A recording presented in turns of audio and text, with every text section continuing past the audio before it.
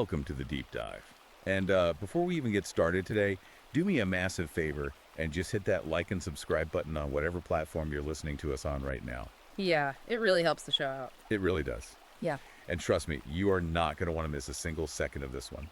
We have a fascinating and highly controversial exploration ahead of us today. That is probably the understatement of the year. Right. We're focusing on the history of our institutions, specifically how they supposedly operated before this massive perceived ideological shift, and what they have arguably become today.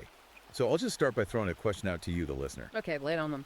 What happens when someone claims that the entire collapse of Western civilization, I mean, every bit of institutional decay, every culture war, every economic crisis we are facing right now can be traced directly back to female biology and the psychological traits of left-wing activists? It's just a premise that is absolutely designed to shock the system. I mean, the text we're examining today, it certainly does not hold back in its deconstruction of modern society. Not even a little bit. So today we are unpacking a newly released, highly incendiary, and incredibly polarizing ebook. It's titled Awalt BPD, The Woman's Spectrum, From Unicorn to Borderline by Conrad Riker. And for those of you who want to read the source material for yourselves, to truly understand the mechanics of the arguments being presented here, the author encourages readers to purchase the ebook on Amazon, Kindle, and Google Play Books. Yeah, and you can also follow his ongoing work at the handle at Conrad Riker on Substack. Which honestly brings us to a really crucial point about our mission today. We are looking at a text that makes sweeping, highly provocative claims. Yes. So because of that, it is mandatory disclaimer time. We need to be crystal clear with you, the listener, right up front. Absolutely. Neither of us are endorsing, validating, or taking sides on any of the viewpoints, the politics, or the highly charged claims presented in this book. Exactly. Our job today is strictly analytical. We're here to impartially report on the content provided in the text. Right. We are just the messengers. We're going to decode the author's worldview and help you understand the specific, extensive arguments he's making to his target audience. And that target audience is primarily men's rights advocates and men operating within the manosphere who are, deeply concerned with the trajectory of Western infrastructure. Yeah, we're looking at how the text constructs its thesis regarding the history of our institutions, and the author's specific claim that they have been completely captured by feminist and Marxist ideologies. We are strictly your guides through the material. So to begin that journey, we really have to look at the foundational premise of the entire book. The core thesis, and it's laid out extensively in the opening chapters, is absolutely astonishing in its scope. It really is. Riker posits that modern leftism isn't actually a political movement at all. Right, he frames it entirely as a biological pathology. I mean, the text literally calls modern progressive activism a toxin seeping from repressed biology and unchecked mental instability. Yeah. How does the book even begin to build a framework for that kind of argument? Well, the text builds this framework by entirely pathologizing progressive activism. It strips away the idea that these are philosophical or economic disagreements. And recasts them as clinical symptoms. Exactly. The rhetorical strategy relies heavily on psychiatric terminology to reframe political discourse. Riker asserts that what we view as modern activism is actually driven by what he terms estrogen-soaked emotional reasoning. Estrogen-soaked emotional reasoning. Wow. Yeah, and to back this up, the book cites specific data. It references the Journal of Personality Disorders from 2018 to assert that 40% of far-left activists meet the clinical criteria for borderline personality disorder, or BPD. 40%. Right, compared to just 10% of moderates. And just so we have the context for what the author is implying here, BPD is a very serious psychiatric condition. It's generally characterized by a severe fear of abandonment, highly unstable relationships. Emotional dysregulation. Right. Emotional dysregulation, impulsive behavior. The author is taking those specific clinical symptoms and mapping them directly onto the behavior of political movements. Precisely. The underlying assumption in this chapter is that this correlation is not a coincidence. He's arguing it's causality. Meaning they aren't just acting like they have BPD, they are actually driven by it. In the worldview presented by the text, these individuals are not rational political actors engaged in a debate about policy. He says they are untreated patients exploiting the banner of social justice as a form of societal self-harm. And he gives a really specific example of this, right? The protests. Yeah, the book points specifically to the 2020 riots in Portland, Oregon. Riker claims that activists were posting on social media about needing chaos to feel alive. which the text labels as textbook BPD impulsivity. Exactly. The argument is that the riots weren't about systemic reform at all, but about individuals externalizing their internal psychological chaos onto the streets. So the book also connects this dysregulation directly to medication, which I found fascinating. It paints a picture of a demographic that is chemically altered. The text introduces this phrase, chemical haze. Yes, the author heavily emphasizes statistics regarding antidepressants to build this specific demographic profile. What are the numbers he uses there? The text cites CDC data claiming that women aged 18 to 44 are prescribed psychiatric pills, specifically SSRIs, or selective serotonin reuptake inhibitors, at 2.5 times the rate of men. 2.5 times. So he's taking that medical statistic and weaponizing it into a political theory. Right. The book frames this disparity as an estrogen epidemic and a form of chemical subjugation. He claims this ultimately fuels campus chaos and what the author calls hysterical collectivism. Hysterical collectivism. So in Riker's framework, you have a demographic of progressive women who are biologically prone to emotional volatility, chemically altered by SSRIs, and who are projecting their clinical dysregulation onto society under the guise of morality and activism. It's a very aggressive reframing of political motivation. But the text doesn't just keep this theory in the realm of psychology or street protests. It takes this argument straight into the legal system. Yeah, this is where it gets into institutional capture. Exactly. The book details the weaponization of biology and law, and the examples used are incredibly stark. For instance, the text brings up the UK Parliament debating the concept of period leave. That is a primary example the author uses to illustrate a concept he calls estrogen authoritarianism.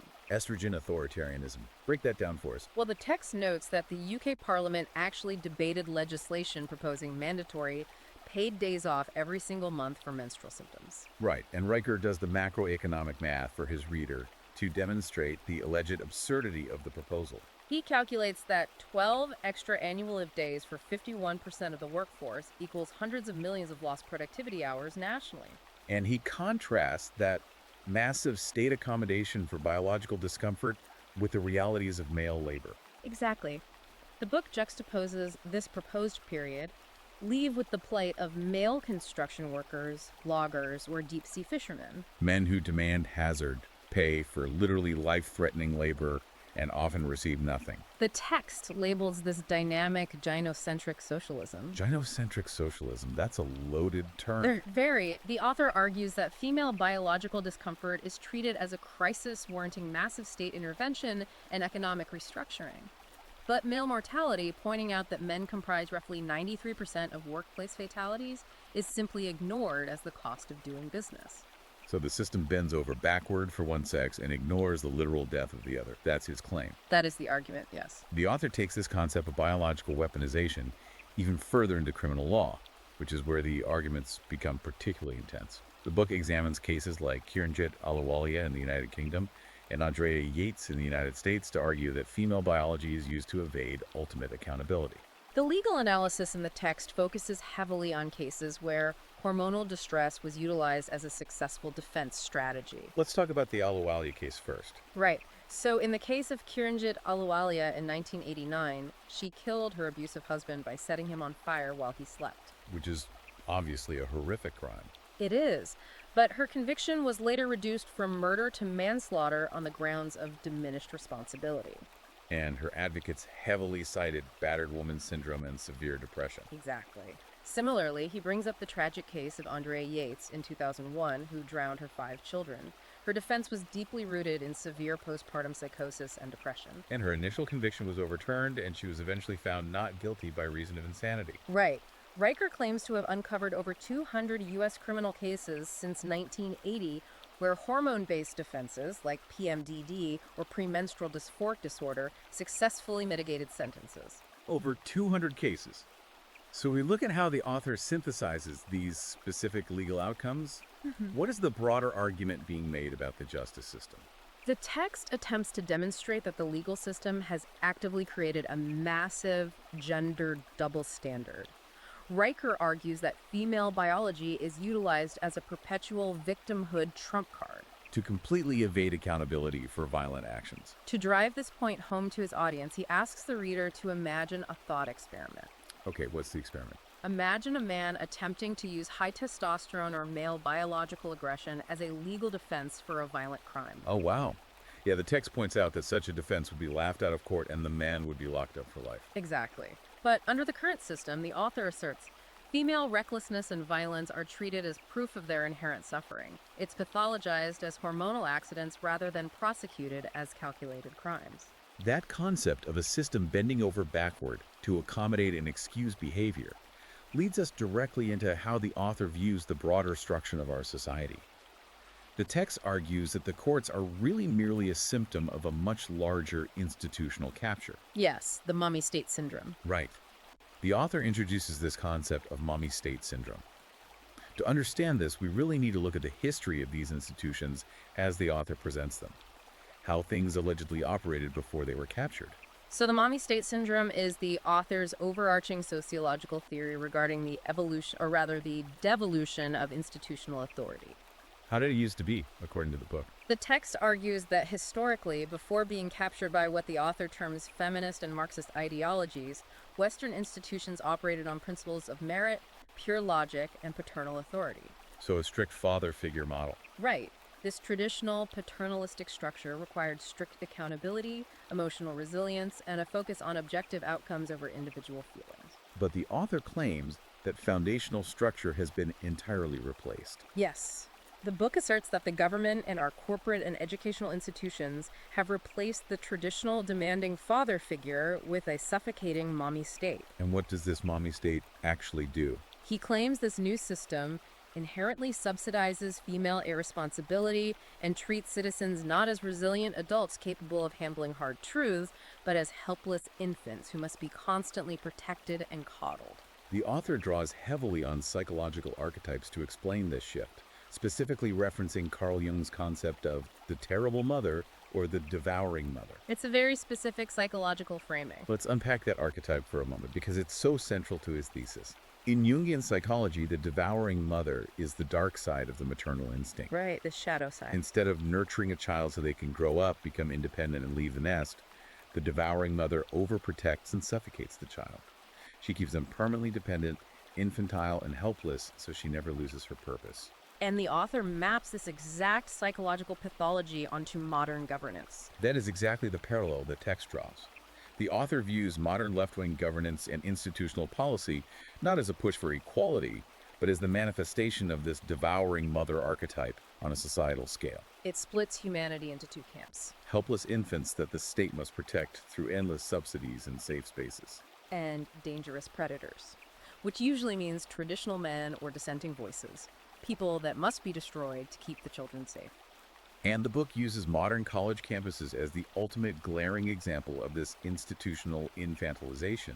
The author goes into extensive detail about how universities have essentially transformed into literal daycares funded by exorbitant tuition and state dollars. The 2017 protests at Evergreen State College in Washington are held up as the prime exhibit. The text is absolutely unsparing in its critique of modern academia here. The Evergreen State College incident involving biology professor Brett Weinstein is dissected at length. For context for the listener, Evergreen had a long-standing tradition called the Day of Absence. Right. Historically, students and faculty of color would voluntarily leave campus to highlight their contributions to the community. However, in 2017, the organizers inverted the event. They demanded that white students and faculty leave the campus instead. Exactly. And when Brett Weinstein, who was actually a progressive professor, refused to participate in what he viewed as coerced racial segregation, the campus erupted. The descriptions of those protests were widely publicized at the time. Students surrounding administrators, screaming, refusing to let people speak, and demanding resignations. The book describes Evergreen during that period as a petri dish of leftist pathology. A petri dish. The author paints a vivid picture of grown adult students throwing literal tantrums, demanding segregated spaces, and holding faculty hostage to their emotional demands. Riker views this not as legitimate civil rights activism, but as maternal protection instinct gone awry. Devolving into tribal warfare. Exactly. The text actually refers to the administrative response as borderline personality disorder, as governance. Because the college leadership largely capitulated to the students' emotional outbursts, rather than enforcing disciplinary standards. They gave in to the tantrum. The author also mocks the physical infrastructure changes that universities are implementing to cater to this dynamic. The book explicitly mentions Brown University building a specialized cry room. Yeah, the text highlights reports of universities, like Brown, creating specialized spaces, allegedly costing hundreds of thousands of dollars equipped with coloring books, stuffed animals, Play-Doh, and bubbles. Bubbles and Play-Doh for Ivy League college students. These spaces were reportedly designed to help students cope with the stress of a visiting conservative speaker or an election result. To the author, this is the ultimate, undeniable proof of arrested development in state-funded infantilization. It's the physical manifestation of the devouring mother archetype you mentioned earlier. Precisely. The argument is that when an institution replaces rigorous intellectual debate with pacifiers and coloring books, it is intentionally operationalizing the female psyche's repressed maternal drive. It turns citizens into permanent dependent children. Children who will inevitably demand and vote for nanny state leftism because they have been trained to be entirely incapable of handling ideological adversity. This all culminates in what the author describes as a violent overthrow of actual truth by emotional truth. The book argues that lived experience and emotional comfort have entirely superseded empirical data and logic. And the examples the author uses to demonstrate this shift are just fascinating. The text delves deeply into the California K-12 math framework. The California mathematics framework is used as a highly alarming example of this thesis in action. What exactly did they do? The text points out that California's educational framework attempted to fundamentally restructure math instruction.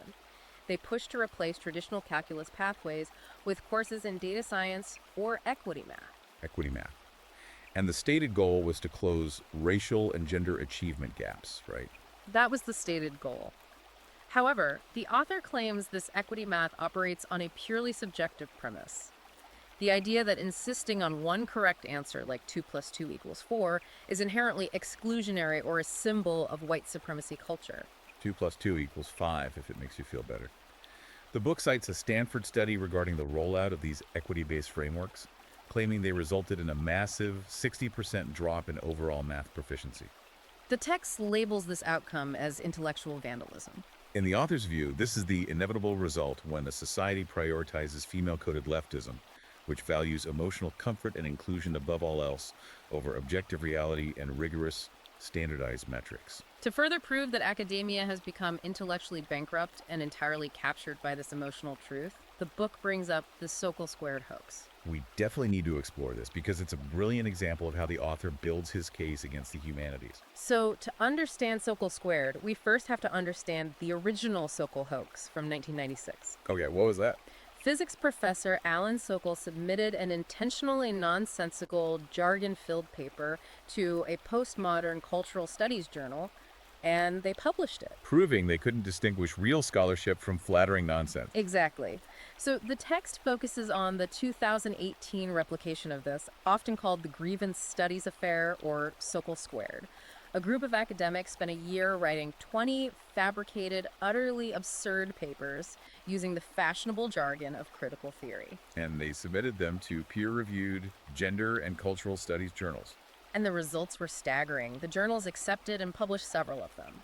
The book specifically zeroes in on one of the most ridiculous papers they managed to get published. Yes, the text highlights the paper that literally claimed that dog parks in Portland, Oregon were spaces that fostered canine rape culture. Canine rape culture, you cannot make this up. And that they were a manifestation of systemic oppression. The authors of the hoax used this paper to argue that men should be trained like dogs to reduce sexual violence. And top-tier academic journals reviewed this, praised its methodology, and published it as serious scholarship. Which is used by Riker as undeniable proof that the soft sciences have been completely hijacked. The author argues that peer review in these disciplines is no longer a rigorous check on facts, but merely a rubber stamp for anything that flatters feminist dogma or progressive victimhood narratives, no matter how objectively absurd. That concept of a system that flatters ideology rather than fact transitions us perfectly into how the author believes these captured institutions actually enforce their rules. Because if the system is designed to treat everyone like children, it can't rely on traditional physical authoritarianism. Instead, the book introduces a concept called GSR. The author theorizes that women have taken an evolutionary biological communication style and weaponized it into a tool for massive institutional control. Let's unpack GSR. So, GSR is an acronym the author uses for gossip, shaming, and rallying. The text delves deeply into evolutionary psychology to explain this mechanism. He frequently references the work of renowned evolutionary psychologist David Buss. Buss's research focuses heavily on human mating strategies and the differences in how men and women navigate conflict, right? Exactly.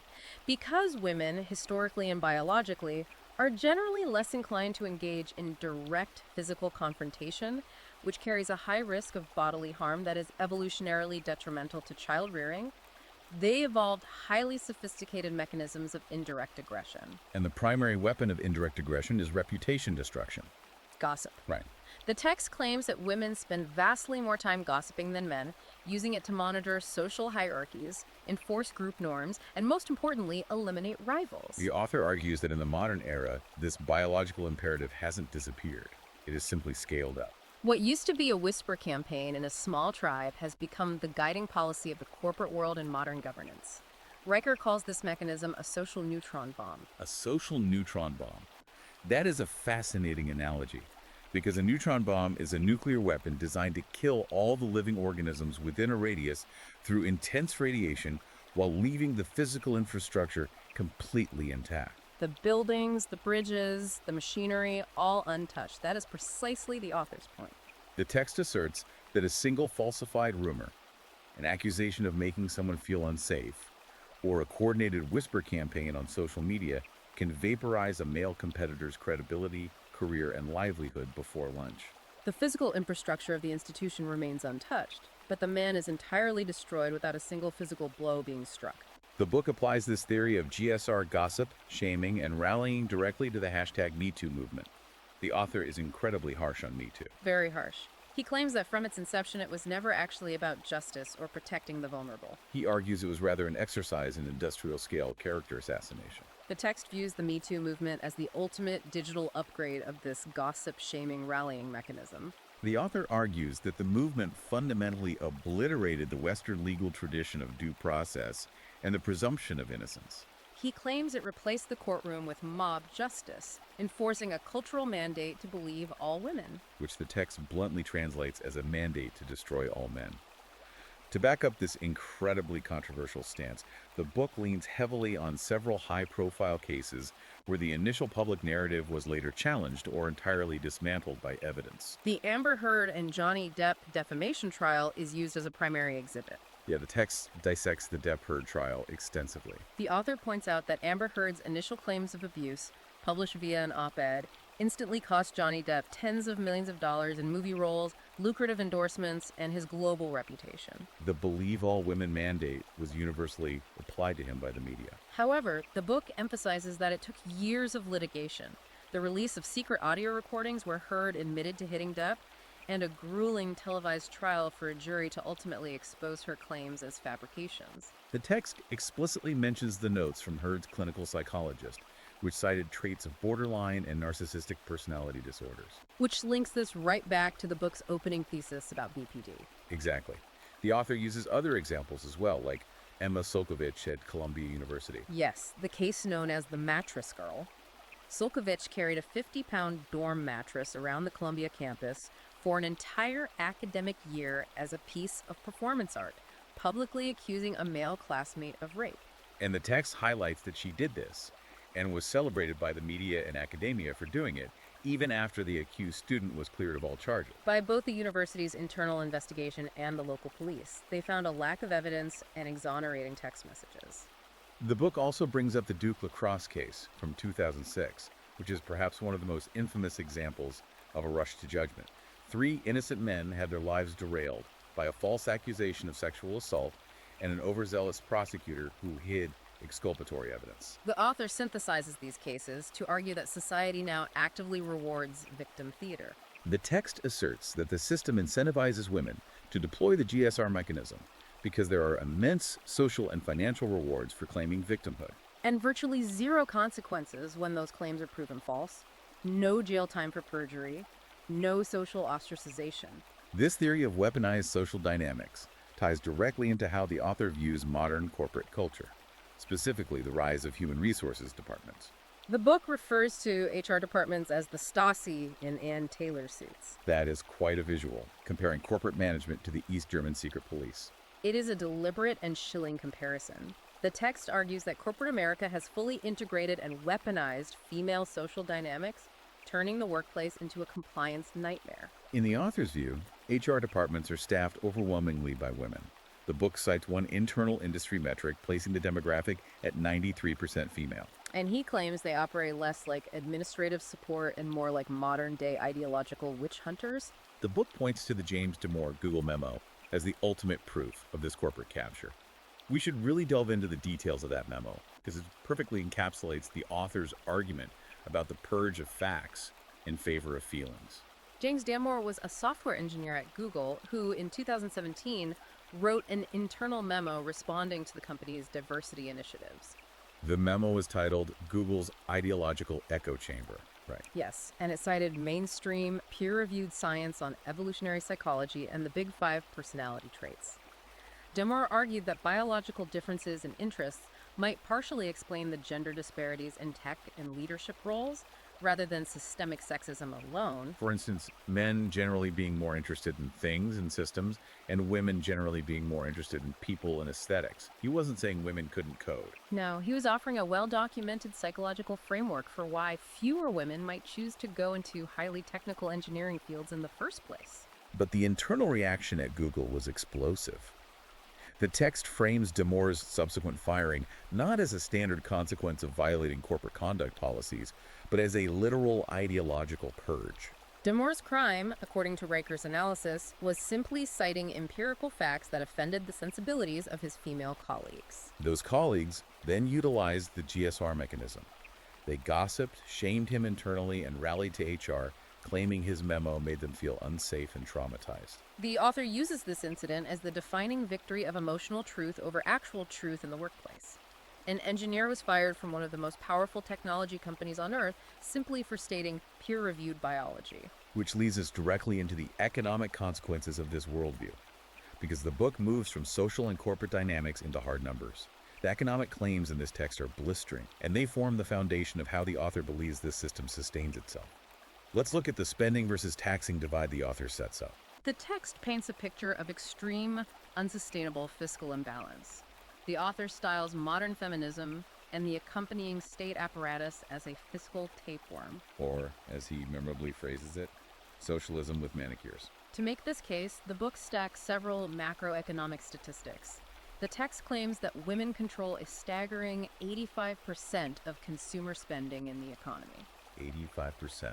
Simultaneously, it points out that women hold roughly 67% of all outstanding student loan debt. And the author makes a point to emphasize that this debt is often accumulated for what he considers useless degrees, tying back to the grievance studies we discussed earlier. But it's the flip side of this equation, the tax burden, where the text really drives its argument home.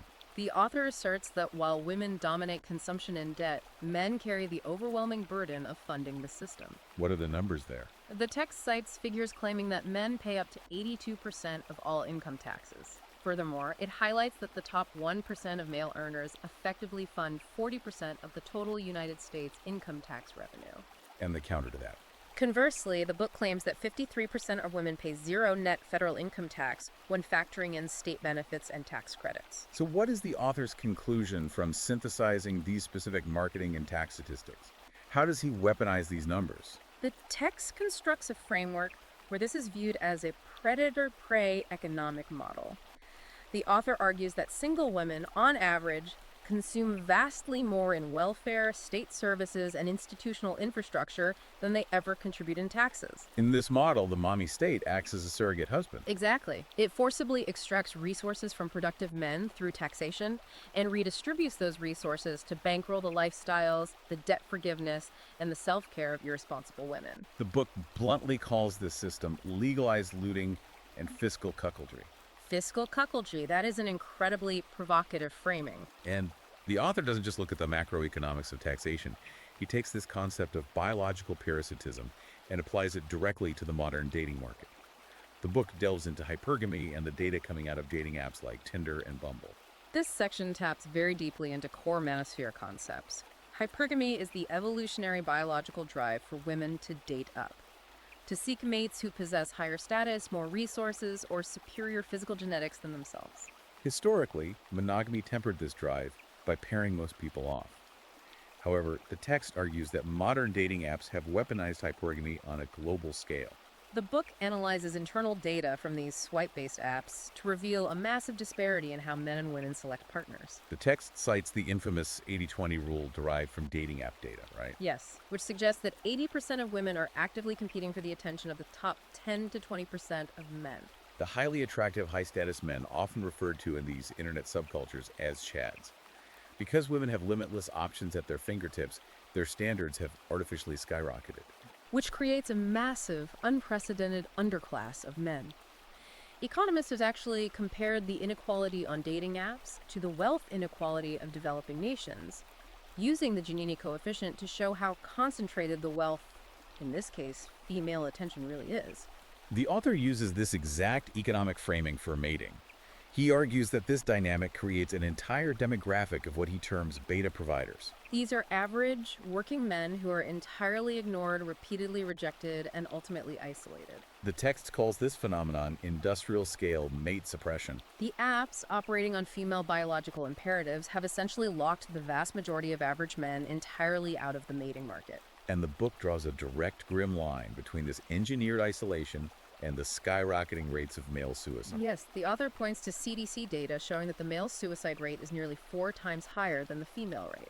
The text argues that this is not a random mental health crisis. He argues it's the direct result of a society that treats average men as entirely disposable. The author paints a tragic picture of a culture where men are dying silently of despair and loneliness, while women chase an impossible algorithm-driven standard of perfection. And for the men who do manage to navigate this brutal dating market, get married, and start a family, the book argues that the system is simply waiting to destroy them at the back end. The author is deeply outraged over what he terms the divorce industrial complex and the family court system. The text views the family court system as the ultimate, most destructive manifestation of the mommy state punishing men. The book dives into the history of no-fault divorce, arguing that it transformed marriage from a binding contract into a temporary arrangement that can be dissolved on a whim.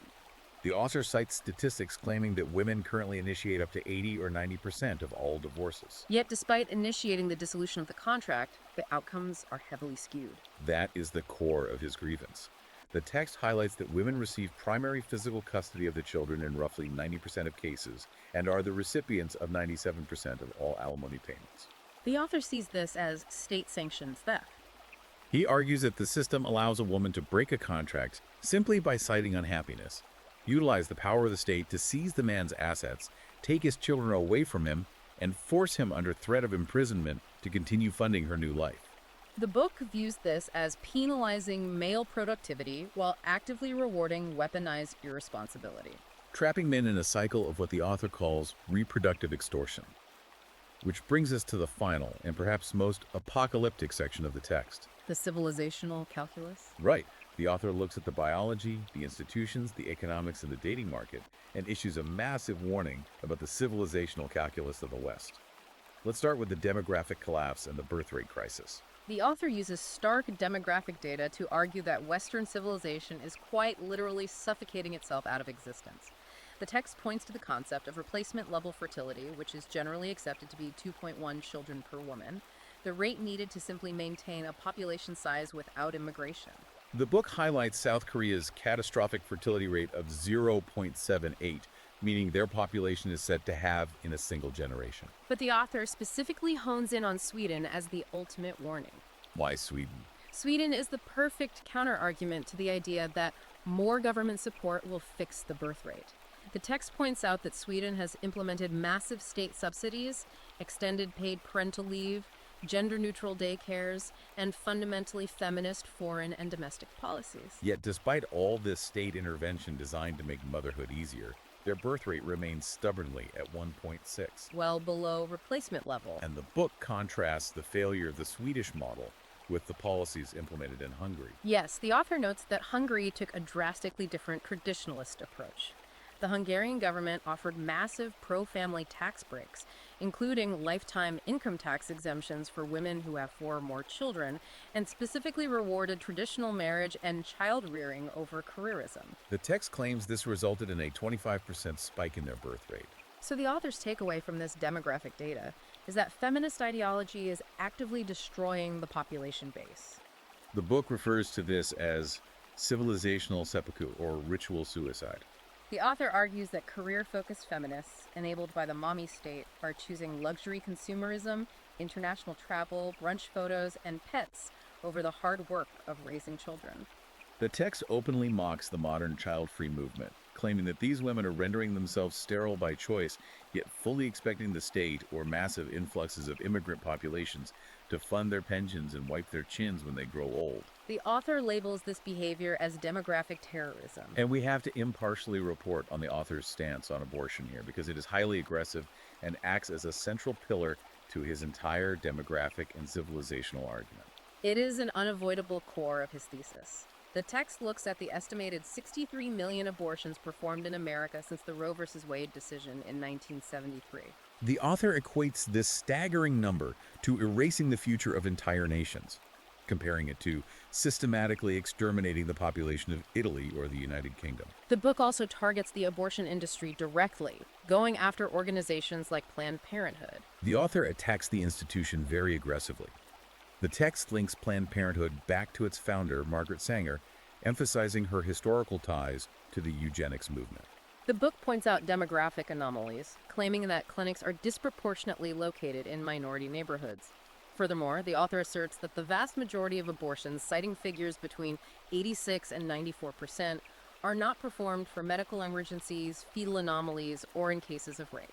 But purely for financial inconvenience or lifestyle preservation. The author introduces a concept called the fertility fraud. What does he mean by that specific phrase? The fertility fraud is the author's concept, highlighting what he views as the ultimate hypocrisy of modern reproductive choices.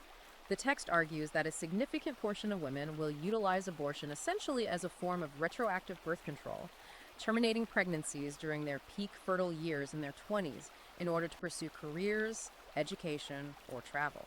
Then, those same women will turn around in their late 30s or 40s, realize they are rapidly running out of biological time, and demand that employer insurance or taxpayer-funded systems cover exorbitant IVF treatments. The author sees this as the ultimate manifestation of the mommy state, forcing society to clean up and pay for the consequences of female biological irresponsibility. The combination of all these factors, the demographics, the economics, the institutional capture, leads to what the book considers the final nail in the coffin of the West, emasculation engineering. Yes, the author concludes that society isn't just incidentally failing men. It is actively and systematically engineering weak men. The text argues that the relentless cultural attack on traditional masculinity, the intentional removal of male rites of passage, and the corporate push to value emotional intelligence, empathy, and diversity quotas over pure, unyielding meritocracy and technical competence is fundamentally destroying the physical infrastructure of the West. The book uses some very specific, terrifying examples of what happens when standards are lowered to accommodate feelings. The author points to the dropping of rigorous standardized testing in medical schools and STEM fields in the name of equity. The text even points to the Boeing 737 MAX disasters as an allegorical, if not literal, proof of concept. The overarching argument is that when a civilization decides to prioritize equity, inclusivity, and female feelings over male excellence, rigorous standards, and the unforgiving laws of physics, the inevitable result is that planes fall out of the sky, bridges collapse, and civilizations ultimately fall. We have covered an immense amount of ground today. We've looked at the biological arguments, the pathologization of the left, the transformation of institutions into the mommy state, the weaponization of gossip, the economics of parasitism, and the demographic collapse. So synthesize this worldview for us. Based on all of this, what is Riker's ultimate call to action for his readers? The author's ultimate call to action, directed squarely at his target audience of men, is a demand for a masculine restoration. He urges men to wake up and recognize what he calls the gynocratic conspiracy. The text demands that men aggressively reject equity dogma and stop apologizing for traditional masculine traits like stoicism, aggression, and competitiveness. He calls on them to actively protect male-only spaces and to demand strict, unyielding accountability in every facet of society. Based purely on merit, logic, and empirical data, rather than bowing to emotional truth, trauma narratives, or the dictates of the mommy state. The author's final warning is that unless productive men stop funding their own erasure and actively push back against this estrogen-driven authoritarianism, the Western world will simply and inevitably collapse. It is an incredibly dark, fiercely polarizing, and unyielding view of the modern world. And having unpacked the mechanics of how the author builds this worldview, it leaves us with a final provocative thought for you, the listener, to ponder on your own. Let's hear it. If we truly live in a society where our political, cultural, and ideological divides are increasingly mapped directly onto biological sex, where men and women are consuming entirely different media realities, operating on different sets of facts, and viewing the fundamental building blocks of society through completely hostile lenses, how can a civilization possibly maintain the shared social fabric required to survive, let alone thrive? Is a fracturing inevitable, or is there a way to bridge this unprecedented, highly weaponized, gendered reality gap? It raises a vital question about the future of shared reality itself, and whether a society can function without a common baseline of truth. It really does. Thank you for taking this immense, challenging deep dive with us today. Once again, please hit that like and subscribe button on your platform of choice. And as a reminder, the ebook we analytically reviewed today, Awalt BPD, The Woman's Spectrum, From Unicorn to Borderline by Conrad Riker, can be purchased for those interested in exploring the source material on Amazon Kindle and Google Playbooks. You can also find the author's ongoing writings and updates by following @ConradRiker on Substack. Thank you for listening, for engaging with complex material, and we'll catch you on the next one.